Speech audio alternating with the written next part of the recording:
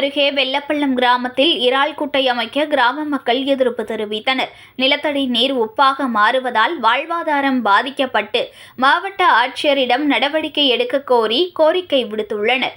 மயிலாடுதுறை மாவட்டம் சீர்காழி அருகே வெள்ளப்பள்ளம் கிராமத்தில் சுமார் 100க்கும் மேற்பட்ட குடும்பத்தினர் வசித்து வருகின்றனர். இந்த வெள்ளப்பள்ளம் கிராமத்தின் அருகிலேயே வடிகால் ஆறான உப்பனாறு செல்கிறது. இதனை பயன்படுத்தி இறால் குட்டை அமைக்க மின்சாரம் பெறுவதற்கு மின்கம்பம் வந்துள்ளதால் மீண்டும் இறால் குட்டையை அமைக்க ஏற்பாடு நடைபெறுவதை அறிந்த கிராம மக்கள் அச்சத்தில் உள்ளனர். பயன்பாட்டில் இருந்த இறால் குட்டையால் நிலத்தடி நீர் முற்றிலும் உப்பாக மாறியுள்ளது. குடிநீருக்காக பக்கத்து கிராமத்தை தேடி சென்று குடிநீர் பிடித்து வரவேண்டிய நிலை இருந்து வந்துள்ளது. ஆனால் இறால் குட்டை கடந்த 5 ஆண்டுகளாக நிறுத்தப்பட்டதால் கிராமத்தில் நிலத்தடி நீர் உப்பு இல்லாமல் நல்ல நீராக மாறி வருகிறது. இந்த நிலையில் தற்போது வெள்ளப்பள்ளம் கிராமத்தில் இறால் குட்டை அமைக்க ஏற்பாடுகள் நடைபெற்று வருவதால் கிராம மக்கள் அதற்கு எதிர்ப்பு தெரிவித்துள்ளனர்.